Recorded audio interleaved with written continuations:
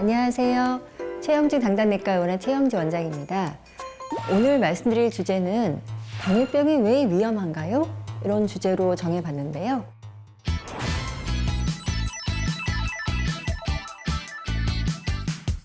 이전 시간에 말씀드렸다시피 당뇨병의 환자의 대부분은 증상이 없으세요. 그래서 당뇨병이 실제로 진단받아도 당장 조절하거나 그런 필요성을 물론 알지만 잘 실천이 안 되는 경우가 많습니다. 그래서 우리가 기존에 알고 있는 것 외에도 어떤 위험성들이 있나 이거를 좀 말씀드리고 싶고요. 첫 번째는 다 아시겠지만 당뇨병은 합병증이 생기는 병이죠. 이것은 뭐 너무나 다 많이들 아시고 계시고 제가 합병증에 대해서는 따로 또 섹션을 잡아서 다시 자세히 말씀드릴 예정이기 때문에 그거 말고 나머지 두 가지 얘기를 더 해드리고 싶어요. 당뇨병은 젊은 연령층에서 비교 사망률이 높아지는 병입니다.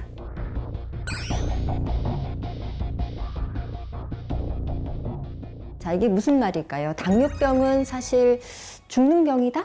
사실 그렇지는 않죠. 우리가 사실 우리 한국인 사망 원인 통계를 보면요, 이제 암이라던가 심혈관 질환, 뇌혈관 질환 이런 순으로 넘어가게 돼 있어요. 당뇨병은 그 다음으로 나오긴 하는데 최근에 나온 또 결과를 보면은요, 63만 명의 환자들을 가지고 당뇨인과 정상인의 그런 사망률을 비교한 재미있는 통계가 나왔습니다.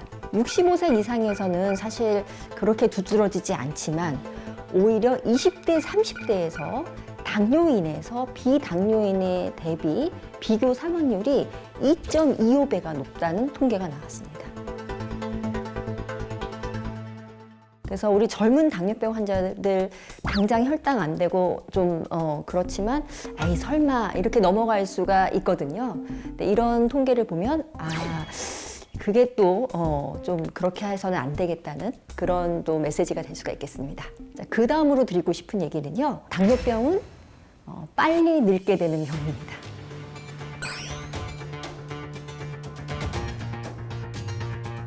우리가 노화라고 하면은 어떤 특징들이 있을까요?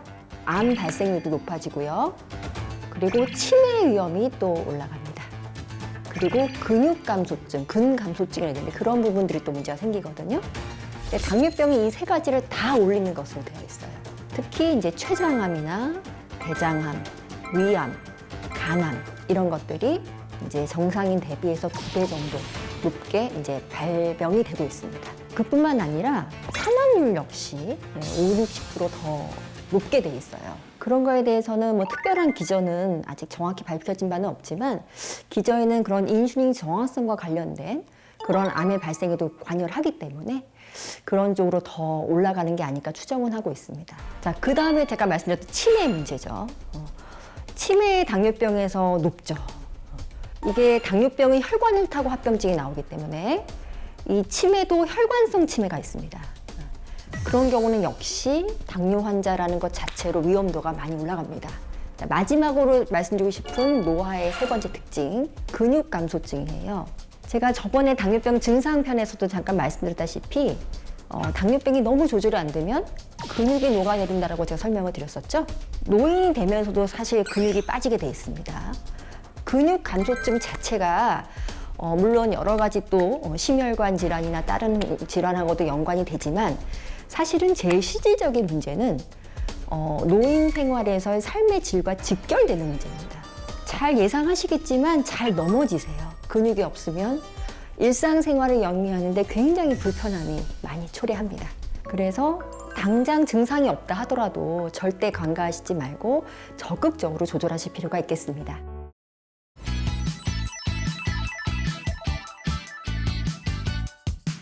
자, 저번 시간에는 저희가 당뇨가 왜 위험한가요? 이 주제로 말씀을 드렸죠. 자, 그럼 어떻게 해야 될까요? 앞으로 우리가 당뇨병을 어떻게 조절할까요? 이 주제로 이제 말씀을 드리고 싶습니다. 근데 우리가 조절하는 것도 조금 시기에 따라 약간 결이 다릅니다. 당뇨 조절이 다 똑같이 하는 게 아니거든요. 그래서 일단은 이번 시간에는 당뇨병 전 단계, 그 다음은 당뇨병 초기, 그 다음은 그 이후 이렇게 나누어서 어떻게 혈당 관리를 하는 게 제일 나을까라는 주제로 말씀을 드리고자 합니다.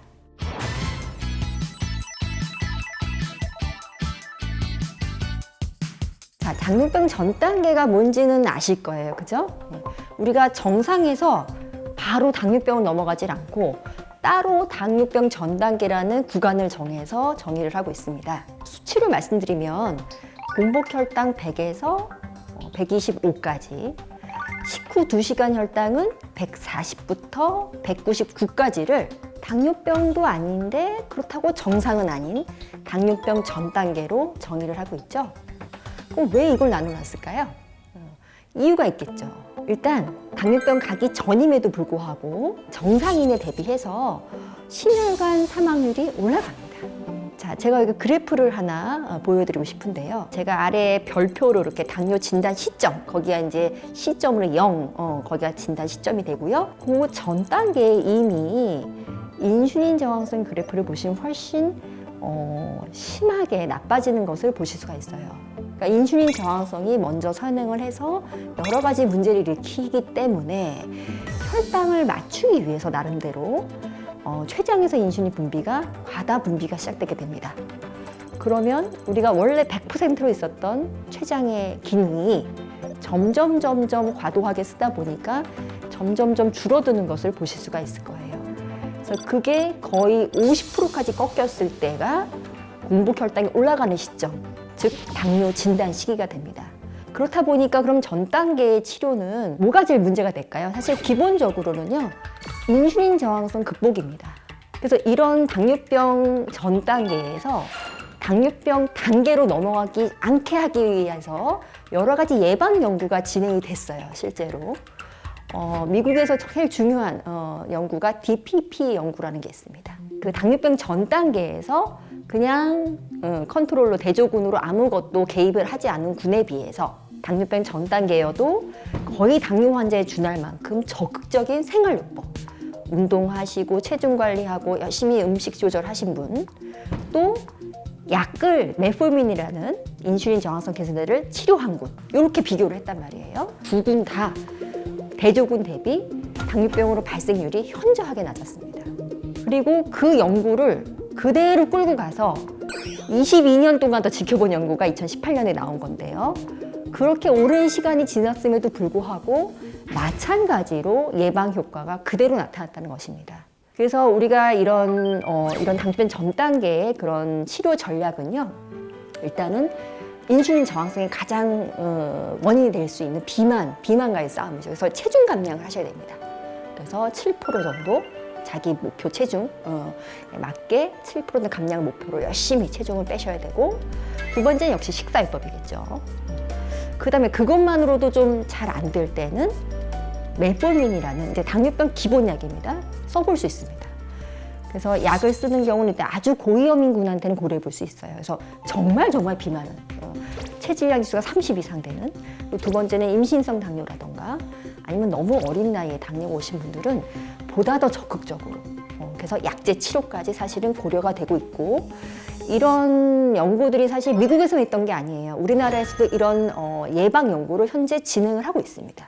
그래서 우리가 매년 정기검진 하시잖아요. 2년에 한 번씩 저희가 공복혈당을 꼭 확인해 볼 수 있는 기회가 있습니다. 99까지가 정상입니다. 99에서 넘어가면 일단 이거는 정상은 아니구나 인지하셔야 되고, 그래서 우리가 보다 그런 어떻게 보면 무심히 흘러갈 수 있는 그런 공복혈당 수치 하나 가지고도 환자분이 좀 더 정보를 얻으시고 열심히 할 수 있는 그런 계기가 됐으면 좋겠습니다. 자, 오늘은 당뇨 관리 시기에 따라서 어떻게 해야 될까요? 그 두 번째 시간으로 당뇨병 진단 받자마자 초기 환자들을 위한 솔루션을 제가 말씀드리고자 합니다.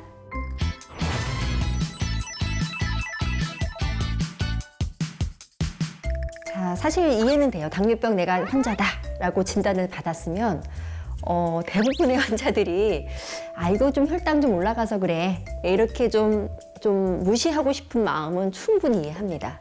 근데 제가 저번 시간에도 말씀드렸다시피 당뇨병이 갑자기 정상에 딱 넘어가는 게 아니라 이미 수년간의 당뇨병 전 단계를 거쳐서 당뇨병이 오신 상태란 말이죠. 그래서 일단 당뇨병 레벨까지 이미 혈당이 올라가기 시작했으면 사실 더 이상 치료를 미뤄서는 안 됩니다. 그래서 간혹 환자분들이 제일 많이 하시는 얘기가 약 없이 좀 어떻게 치료받고 싶어요. 전 단계라면 가능합니다. 그리고 초기에서도 사실 잘 하시면 나중에 약을 중단할 수도 있어요. 하지만 초기부터 생활뿐만으로 따라가시면 아무래도 그 확률이 떨어지겠죠. 그리고 환자분들은 제가 느끼기에는 당뇨병 환자인 거를 인정하기가 싫어서 약 자체를 거부하시는 그런 느낌을 많이 받습니다. 당뇨약을 안 먹는 상태라고 해서 당뇨병이 아닌 게 되지는 않죠. 그 부분을 제가 말씀드리고 싶어요. 이미 당뇨병 전달을 지내서 당뇨병으로 넘어왔기 때문에 어서 인정을 하고 적극적으로 개입하려는 마음을 가지셔야 됩니다. 제가 이렇게 말씀드리는 이유에 대해서 왜 초기에 그럼 적극적으로 그거에 대한 근거를 제가 좀 자세한 연구를 통해서 말씀드리고 싶어요.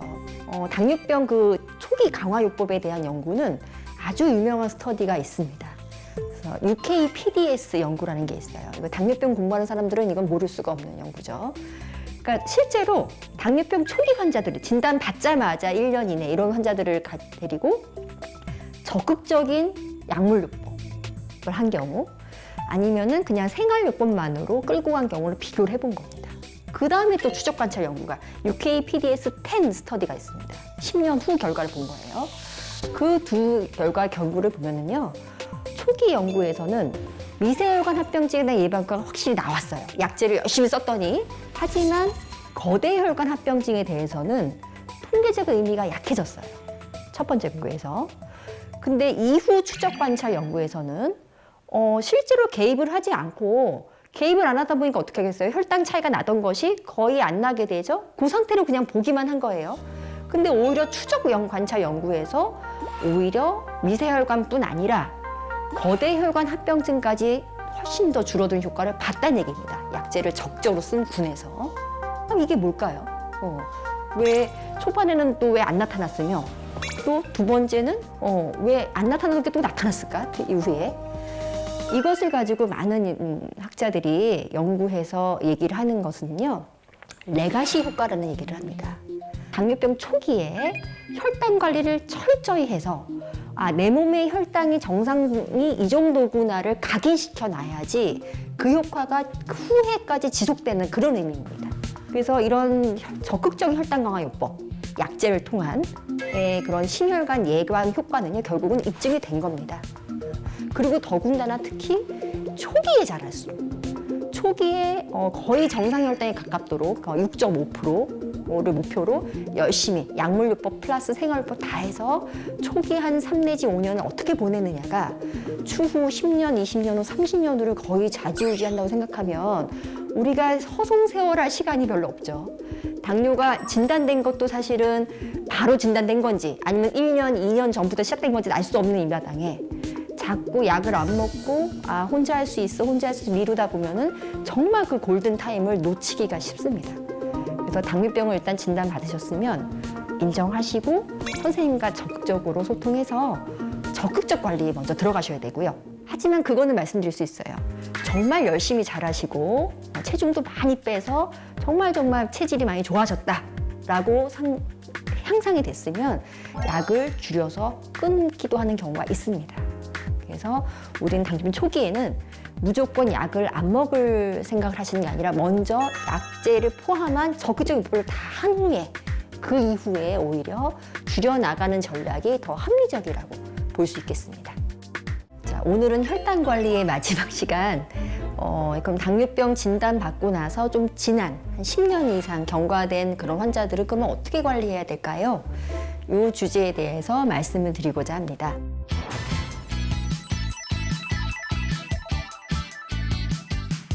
제가 저번 시간에 당뇨병 초기 환자에게는 보다 적극적인 치료가 중요하다라고 말씀을 드렸습니다. 그러면 우리 당뇨가 이미 10년 이상 경과된 사실 그런 분들이 많겠죠. 그런 환자분들은 그러면 철저하게 혈당 관리를 하면은 좋아질까요? 이런 의문이 생기시겠죠? 실제로 그런 연구들을 진행을 했습니다. 대표적으로 어코드 스터디, 어드밴스 스터디가 있는데요. 그 연구들의 특징은 다 당뇨가 10년 이상 된 오래된 환자를 대상으로 했고 또 이제 아무래도 연세가 올라가시다 보니까 여러 가지 다른 심혈관 위험 문제가 다분히 많습니다. 고혈압이 있든 심장 질환 앓았든 정말 고위험 환자들을 대상으로 해서 혈당 관리를 아주 철저히 해본 거죠. 그래서 목표 혈당 거의 6%, 정상 혈당에 가깝게. 그러니까 인슐린도 많이 썼을 거고 약제를 굉장히 많이 썼을 겁니다. 그런 경우에 결과가 어떻게 나왔느냐? 두 가지 연구 다 실패했습니다. 그러니까 우리가 원하는 심혈관 합병, 즉 심혈관 이벤트를 줄이지 못했고, 반면에 어코드 연구에서는 오히려 사망률이 높아졌습니다. 그러면은 이미 당뇨 오래된 사람들은 혈당 관리하지 말라는 것이냐? 그런 의미는 아닙니다. 그 다음에 제가 소개해드리고 싶은 연구는 스테노2 연구라고가 있어요. 스테노2 연구는 뭐냐면 이런 똑같은 대상 환자들입니다. 당뇨가 오래됐고 여러 가지 고위험군 임자를 다분히 갖고 있는 환자들을 데리고 고혈압, 고지혈증, 중성지방, LDL 콜레스테롤, 이완기혈압, 수축혈압 전부 다 철저하게 목표 수준으로 아주 타이트하게 맞췄던, 그래서 그 결과가 어땠을까를 본 결과가 있거든요. 그런 경우에 무려 50%나 심혈관 사망률을 줄였습니다. 그러니까 결국 이 앞서 연구랑 이 스테노2 연구를 다 같이 얘기를 해보면은요, 당뇨가 오래돼서 10년, 20년 된 분들은 이런 고혈당이 이미 노출된 시간이 그만큼 많이 쌓여가고 그런 혈관 자체의 변형을 초래했을 겁니다. 그래서 어떤 결과를 되돌리기에는 이미 형태적인 변화, 여러 가지 병태적으로 변화해버려서 뭔가 혈당 관리 하나만으로는 조절하기가 어렵다는 얘기겠죠. 그리고 저번 시간에도 제가 말씀드렸다시피 레가시 효과 말씀드렸었죠. 이분들에게는 또 레가시 효과가 나타나는 거죠. 혈당 조절을 너무 못하신 분들은 그게 또 각인이 됐을 가능성이 있겠죠.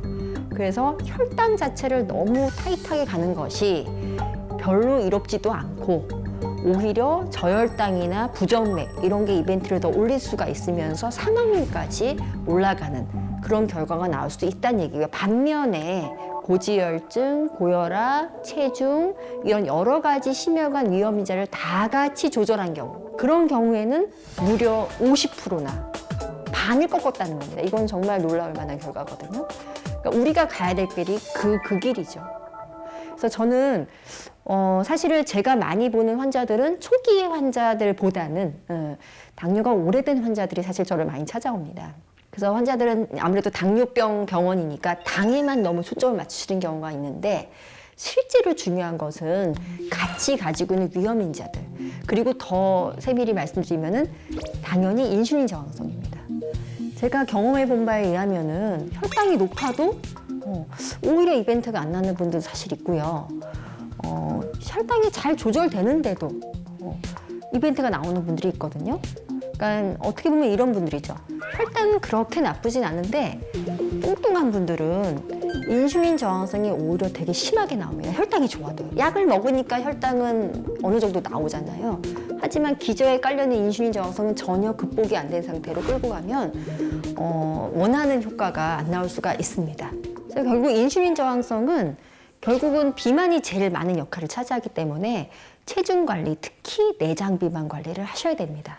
그래서 약제 중에는 오히려 체중이 느는 약들도 있어요. 당뇨약이.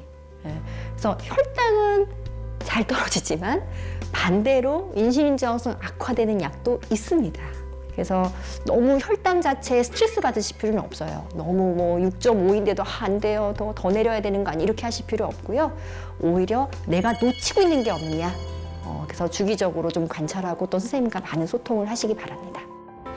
네, 이 영상이 도움이 되셨다면 구독, 좋아요, 알림 설정 부탁드립니다.